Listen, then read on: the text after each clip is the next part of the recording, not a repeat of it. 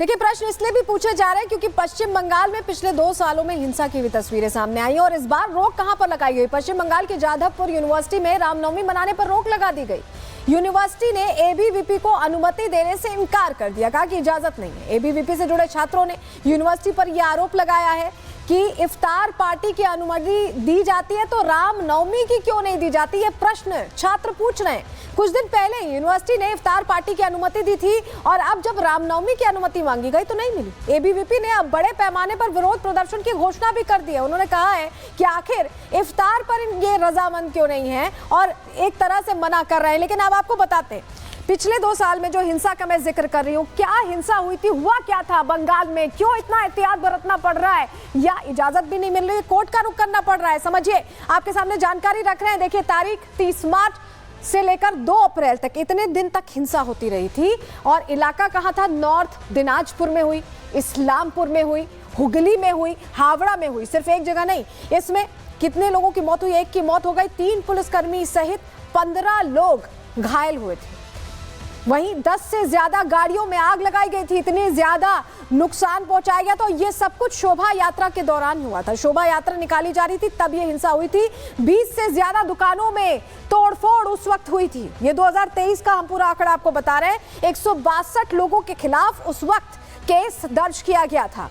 अब अगली तारीख देख लीजिए, पिछले साल 17 अप्रैल 2024 को जगह मुर्शिदाबाद, तब भी शोभा यात्रा थी। शक्तिपुर में शोभा यात्रा के दौरान हिंसा की तस्वीर सामने आई थी।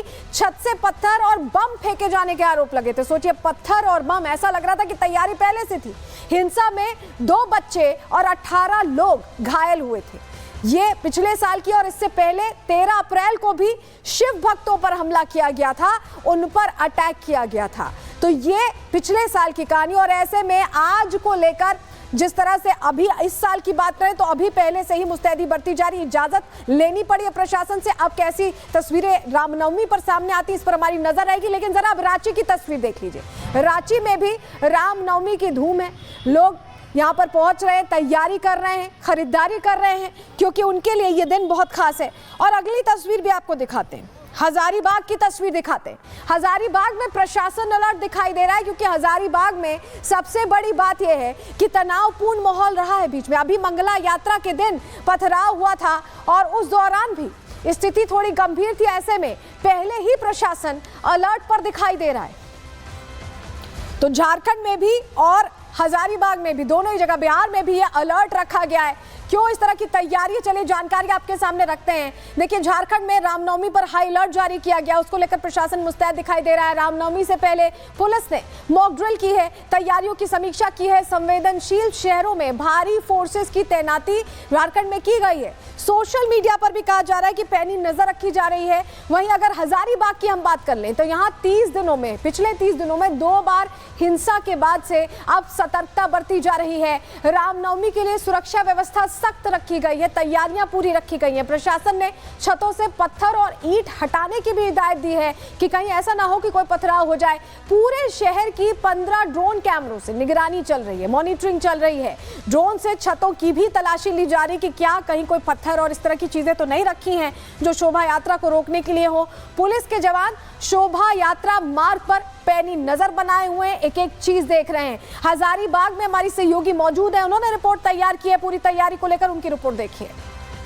तो लगातार रामनवमी जुलूस के दौरान यहाँ पे किसी तरह का विवाद उत्पन्न ना हो, पुलिस प्रशासन की टीम है। ये देखिए, एक पुलिस की वैन जो है वो भी जा रही है, अलग अलग इलाकों में पुलिस की वैन जो है वो जा रही है। और झंडा चौक है यहाँ पे, झंडा चौक में खास तौर पर बात करें तो ठीक सामने जामा मस्जिद है। उसी जामा मस्जिद से निकल करके झंडा चौक होते हुए जो रामनवमी का जुलूस है, ऐतिहासिक जुलूस है, वो निकलता है। बात हजारीबाग की करें तो उत्साह लोगों में काफ़ी ज़्यादा है, खरीदारी लोग कर रहे हैं, लोगों में एक उत्साह तो देखने को मिल रहा है। लेकिन इसी के साथ साथ देखिए, कहा जाता है कि पूरा हजारीबाग जो है वो राम नाम की गूंज से उठ रखा है। तो आपने देखा, पूरी तैयारी की रिपोर्ट दिखा रही थी हमारी सहयोगी कोमल। लेकिन आपको बताएं कि यहाँ पर एक एक चीज अंडर मॉनिटरिंग है। इसको लेकर हमने कमिश्नर से भी बात की, उन्होंने क्या कहा उनको सुनिए। देखिए, गवर्नमेंट में जो झारखंड सरकार है इसमें विल पावर नहीं है। आप उदाहरण से देख सकते हैं कि जम्मू कश्मीर में पत्थरबाजी बंद हो गया, यूपी में दंगे बंद हो गए, लेकिन झारखंड में इसकी संख्या बढ़ गई। तो कहीं ना कहीं पॉलिटिकल विल कि हमको ये वोट का तुष्टीकरण जो है इन सब चीज़ों को बढ़ावा देता है। लॉ एंड ऑर्डर न तो जाति देखती है न धर्म देखता है, उसको लॉ एंड ऑर्डर जिनको मेंटेन करना है वो न्यूट्रल रहते हैं। जैसे आप तुष्टीकरण करना शुरू करेंगे तो लॉ एंड ऑर्डर जो है वो बिगड़ेगा ही। वही स्थिति झारखंड की आज के दिन में है। देखिए बड़का गांव में एक महुदी बोल के एक गांव है, यहाँ बहुत सालों से जो है वो जुलूस रुका हुआ। वही विवाद है कि हम अपने इलाके से जाने नहीं देंगे। इस बार भी हम लोगों ने बात की शुरुआत की थी कि भाई आप डायलॉग्स के माध्यम से हल करिए, लेकिन अभी हमने देखा कि प्रशासन ने वहाँ पर बाकायदा बैरियर जो है बैरिकेटिंग लगा करके मार्ग को रोक दिया है।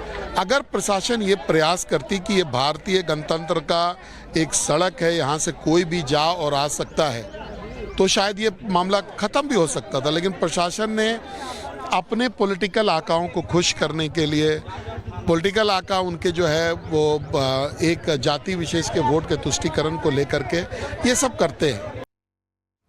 तो आप हजारीबाग सांसद मनीष जायसवाल को सुन रहे थे, जो सरकार पर प्रश्न खड़े कर रहे थे कि सरकार सही तरीके से यहाँ व्यवस्था नहीं कर रही है और रामनवमी को लेकर भी व्यवस्थाओं में उन्हें कुछ कमी जरूर दिखाई दी है, जिसको लेकर वो प्रश्न पूछ रहे थे। आगे बढ़ रहे हैं, अगली तस्वीर भोपाल की भी आपको दिखाएंगे, लेकिन पहले बताते हैं भोपाल में तैयारी कैसी, व्यवस्था कैसी, आप ये जान लीजिए, क्योंकि भोपाल भी अलर्ट पर है। रामनवमी को लेकर मध्य प्रदेश पूरा अलर्ट पर है और भोपाल में निकलने वाली शोभा यात्रा को लेकर बड़ी तैयारी की गई है। भोपाल में बताया जा रहा है कि 3 बड़ी शोभा यात्राएं निकलने वाली हैं और परंपरागत रास्तों से ही ये यात्रा निकाली जाएगी। शोभा यात्राएं शहर में 4000 पुलिस जवान इसको लेकर तैनात दिखाई दे रहे हैं। शोभा यात्रा के लिए 300 पुलिस जवान और आरएएफ तैनात की गई है। हाई राइज बिल्डिंग्स पर भी जवानों की तैनाती रखी गई, जिससे वो एरियल एंगल से नजर रख सके। सोशल मीडिया पर भी नजर रखी जा रही है कि कोई भड़काऊ पोस्ट किसी तरह का ना सामने आए जो कहीं ना कहीं नुकसान पहुंचाए। ऐसे में आपको बताएं कि वहां भोपाल में भी व्यवस्था पूरी है और हरि नारायण मिश्रा जो कमिश्नर है भोपाल के, वो बता रहे हैं कि प्रशासन ने कितनी मुस्तैदी से तमाम इंतजाम किए। सुनिए। रामनवमी का जो आयोजन है, इसको लेकर के अलग अलग कई जुलूस हैं। शहर की अगर हम पूरी बात करें तो लगभग 16 से 17 जुलूस हैं, लेकिन बड़े जुलूस 2 से 3 हैं और इनको लेकर के आयोजन को लेकर के पर्याप्त सुरक्षा व्यवस्था सुनिश्चित किया गया है।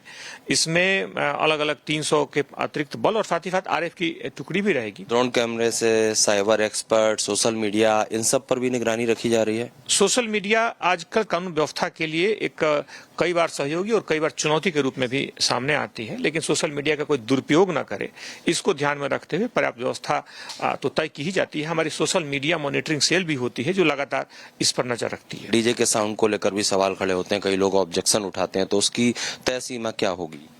उसमें निर्धारित जो उसकी एक सीमा है उसको सुनिश्चित किया जाता है और पहले भी अगर किसी ने निर्धारित सीमा का उल्लंघन करते हुए अगर ज्यादा बड़े डीजे बनाए तो उन पर कार्रवाई भी की गई थी। बहरहाल इसमें जो भी आयोजन करता है उनसे पूर्व में चर्चा हो चुकी है और इस तरह की समस्या नहीं आएगी।